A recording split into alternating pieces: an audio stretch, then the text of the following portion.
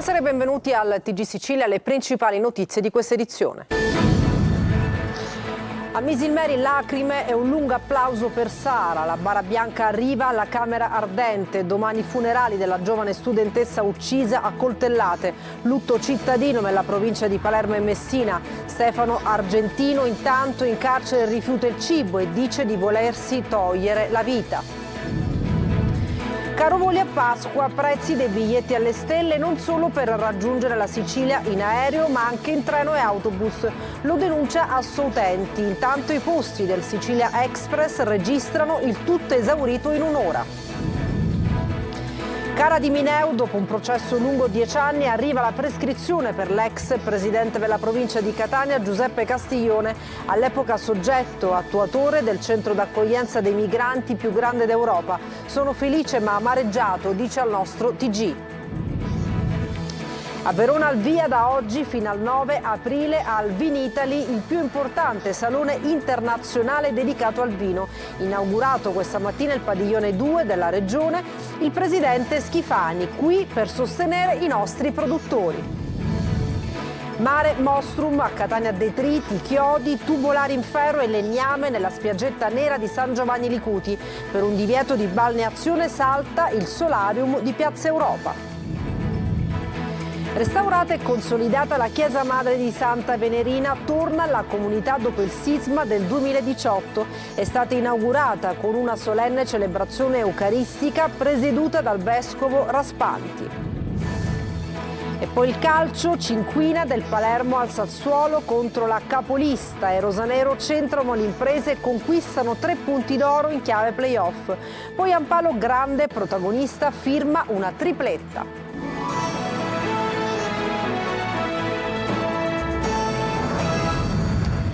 Misilmeri, un paese in fila per rendere omaggio a Sara, aperta la Camera Ardente. Domani funerali della giovane uccisa da Stefano Argentino a Messina. Marco Gullà.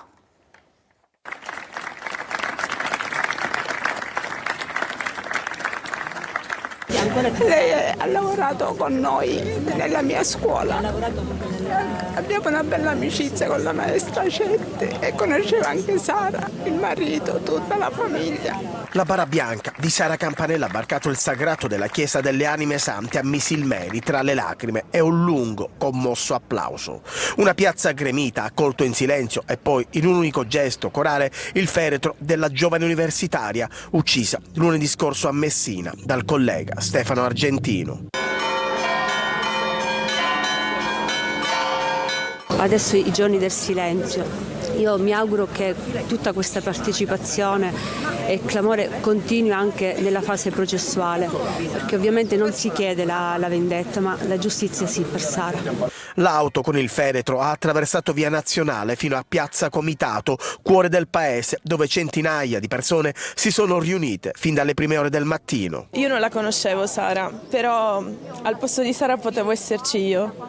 Sara è ognuno di noi, Sara rappresenta tutti e io vivo fuori, so cosa significa farcela da soli e credere di potercela fare da soli, ma a volte bisogna chiedere aiuto. Sara pensava di poter gestire questa situazione e bisogna credere di poterlo fare. Questa vita deve darcela questa possibilità. Domani funerali alle 11 che saranno officiati da Monsignor Corrado Lorefice, l'ultimo saluto ad una ragazza che doveva ancora scrivere tutte le pagine più belle della sua vita. Ho i figli anch'io, non ci posso credere a una tragedia immane. 5 colpi hanno raggiunto Sara Campanella, 3 quelli più rilevanti. Questo l'esito dell'autopsia eseguita sul corpo della ragazza. Stefano Argentino in carcere intanto rifiuta il cibo e manifesta sempre l'intenzione di uccidersi. Francesco Triolo.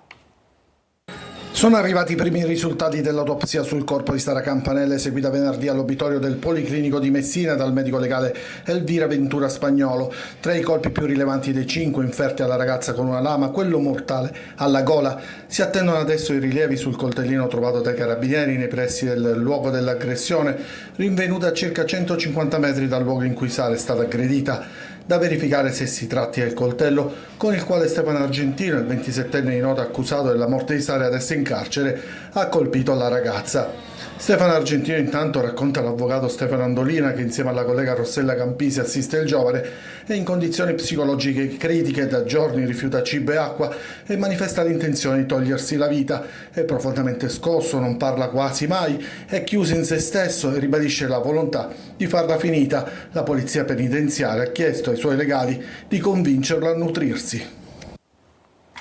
I carabinieri di Taormina hanno arrestato un trentenne a Giardini Naxos per aver violato il provvedimento di allontanamento dalla casa familiare, il divieto di avvicinamento ai luoghi frequentati dalla madre, che l'aveva denunciato per maltrattamenti in famiglia ed estorsione. Più volte l'aveva minacciata anche con armi bianche per ottenere denaro per l'acquisto di droga. E cambiamo argomento, arriva Pasqua e torna il caro voli, i prezzi dei biglietti alle stelle e le istituzioni che sembrano aver alzato bandiera bianca, maglio viola. Non solo caro voli. A Pasqua tornare in Sicilia per chi vive nel nord Italia sarà un salasso, anche se decide di usare mezzi meno veloci e comodi come treni e bus. Lo denuncia il report di Asso Utenti, che ha preso in esame un viaggio dal venerdì santo al martedì seguente, Pasqua, quindi dal 18 al 22 aprile, in base alle possibilità di ferie della maggior parte dei lavoratori italiani. L'aereo resta il mezzo più caro, con una punta di 518 euro a persona per volare da Linate a Catania andata e ritorno. Non va molto meglio se la destinazione è Palermo, con un costo di 499 euro. Costa un po' meno partire da altri aeroporti come Genova o Torino, ma il biglietto supera comunque le 400 euro. Guardando ai treni, il costo medio del biglietto nel periodo di Pasqua è del doppio rispetto al resto dell'anno, a causa del riempimento dei posti a costo minore. Chi prenota oggi è costretto a scegliere prima classe o tariffe comunque più elevate. Molto più contenuti i costi dei pullman, ma con un incremento di circa il 30% sulle corse aggiuntive speciali, le uniche prenotabili ormai.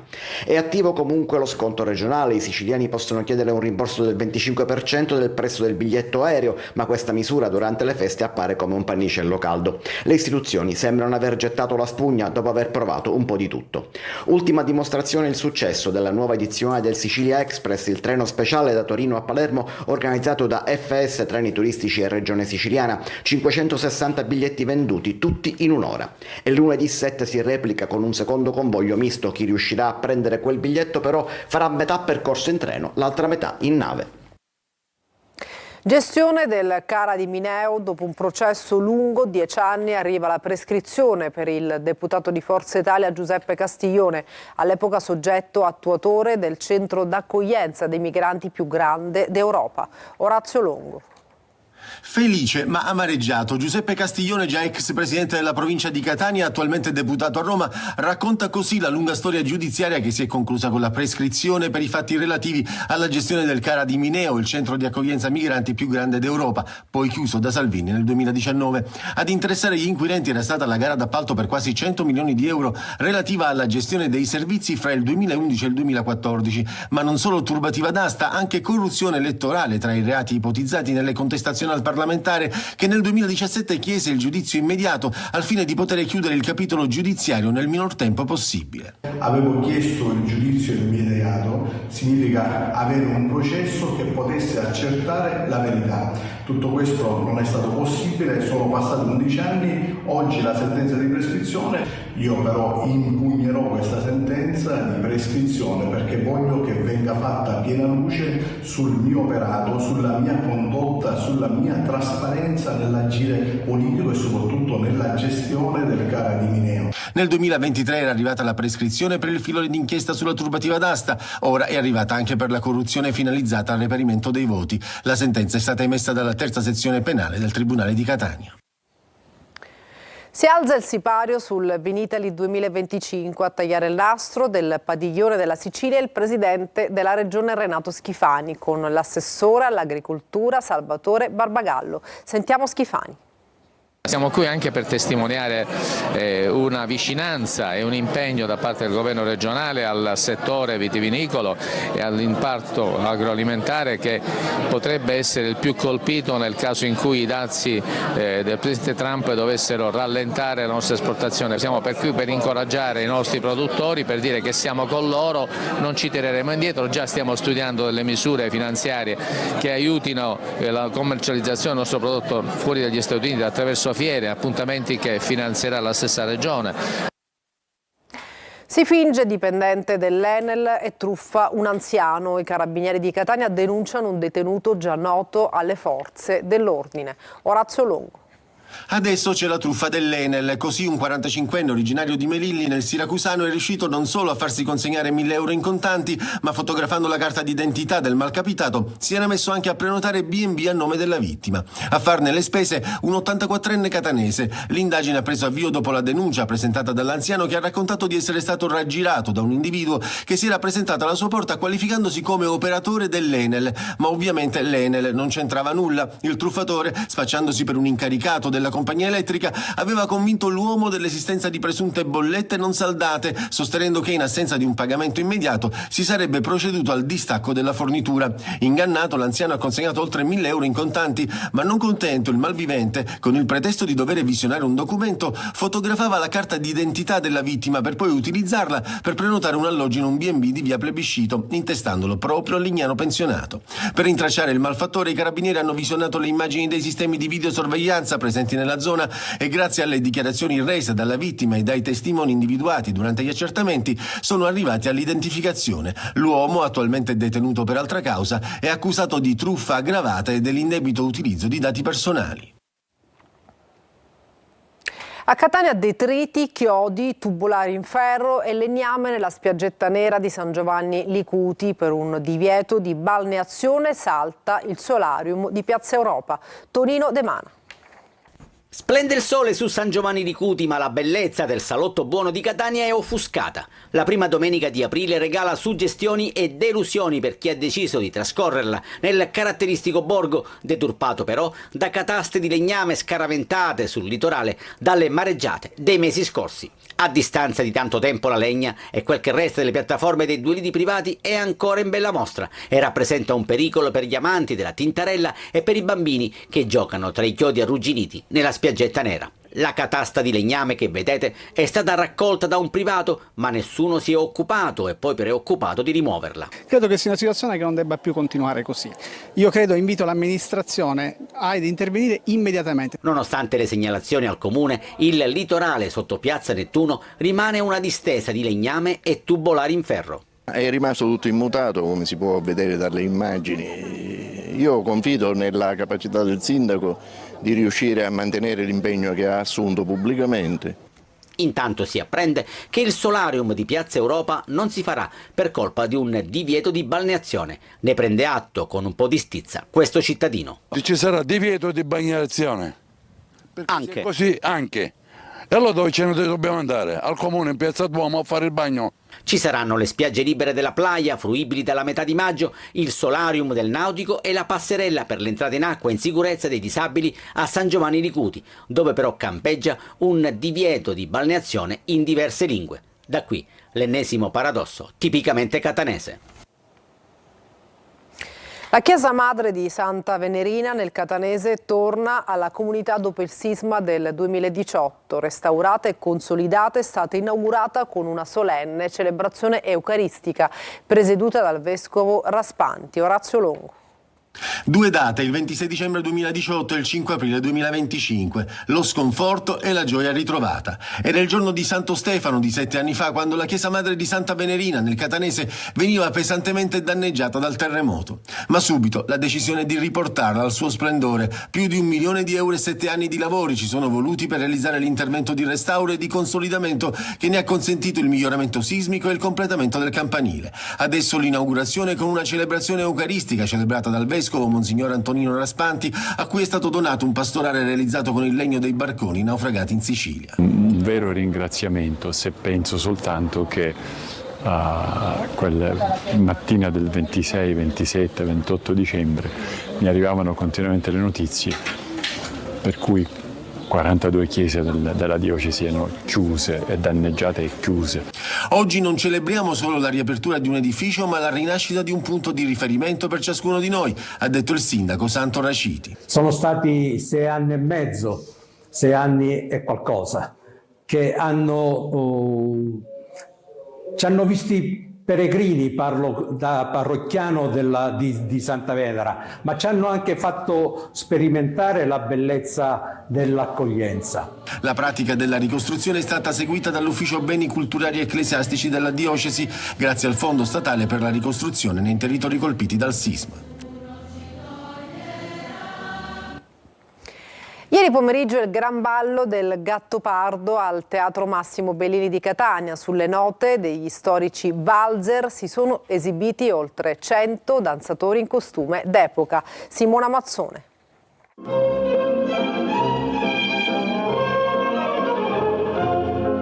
La magia del Gattopardo abbraccia il Teatro Massimo Bellini di Catania sulle note più suggestive e affascinanti dei valzer o della mazurka.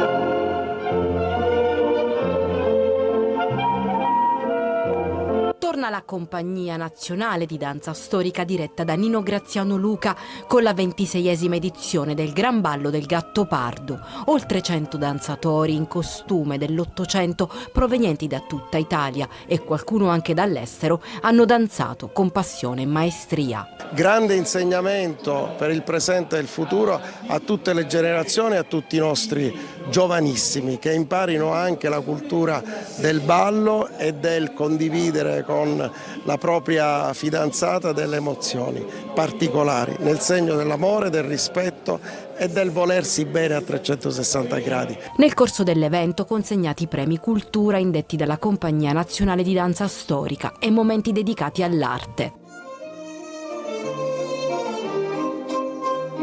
I danzatori dal foyer si sono spostati in piazza, dove hanno coinvolto il pubblico presente.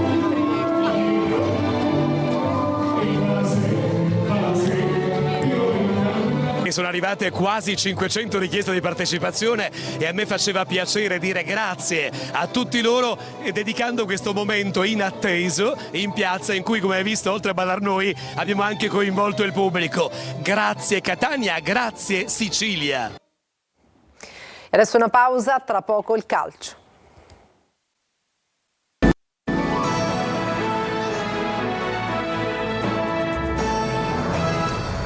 Partita pirotecnica al Barbera, il Palermo vince 5-3 contro il Sassuolo e conquista 3 punti d'oro, tripletta per Poyampalo. Marco Gullà. Una partita infinita, ricca di emozioni e di gol. Il Palermo vince e convince al Barbera, 5-3 al Sassuolo e 3 punti che permettono ai rosanero di rinsaldare la zona playoff e adesso intravedere anche il 6° posto, distante appena 2 punti. Prima del fischio d'inizio, applausi e commozione per Sara Campanella. Si inizia, il Palermo è in forma e dopo alcuni minuti di equilibrio stappa la partita. Poi Ampalo al 19esimo, stacco imperioso di testa su calcio d'angolo battuto da Blen e palla in rete. È 1-0. Il Sassuolo, ormai ad un passo dalla Serie A, non sprinta e allora è il Palermo a fare la partita. Al 25esimo arriva il 2-0, cross basso di Segre sul quale si avventa Poyampalo, che però viene anticipato da Tojan, che manda involontariamente la palla nella sua porta. Il Barbera prova, il Palermo gioca bene, i neroverdi subiscono la pressione dei siciliani che al tramonto del primo tempo fanno tris. Gol da attaccante puro del solito Poyampalo, che da terra sugli sviluppi di un corner riesce a insaccare dopo un paio di ribattute. È 3-0, è tutto vero. Ripresa, Grosso prova a caricare i suoi, ma è sempre la squadra di Dionisi a tenere in mano il filo del match. Arriva anche il 4-0, Poyampalo in qualche modo fa assist per Segre che mira all'angolino. È poker. Si fa intanto male Ceccaroni e il Sassuolo nel giro di qualche secondo rientra in partita. Sinistro fortissimo di Pierini e palla in rete. Poi dopo 30 secondi è Moro con questo tiro chirurgico a mettere i brividi ai 23.000 del Barbera. Ma questa volta il Palermo regge e segna anche il 5° gol. Indovinate con chi? Sempre lui, Joel Poyampalo, prima tripletta rosanero, colpo di testa micidiale.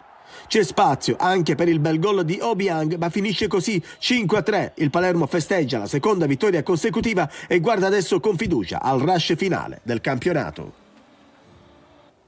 E il Catania in questo momento è in campo contro l'Avellino, ma parliamo adesso della vittoria di Latina che ha interrotto la serie di 6 sconfitte consecutive del Trapani. I Granata ora tornano a sperare nei play-off. Sergio Colosi. Salvezza certificata e nuove chance di play-off. 40 giorni dopo e con Aronica in panchina, il Trapani ha ritrovato a Latina il sapore del successo con effetti immediati. 3 punti che mancavano dal derby di Messina del 24 febbraio, cui sono seguite 6 sconfitte di fila, per nulla digerite da Antonini. Si riparte dai 35 punti in classifica e da nuove certezze. Una su tutte, Zach Ruggero, che è entrato nella ripresa. Al 90° ha firmato l'assist per il vantaggio di Reich, altro inserimento dalla panchina prima di raddoppiare nel terzo minuto di recupero. In una gara per lunghi tratti equilibrata, con la traversa di Sabatino, unico episodio del primo tempo, ha pesato il rosso a Dilivio. Aronica cerca il miglior Anatriello e una maggiore solidità difensiva in un finale di stagione che vedrà il Trapani ospitare Altamura e Casertana e viaggiare in direzione Benevento. E adesso una pausa, ci ritroviamo tra poco con altri aggiornamenti.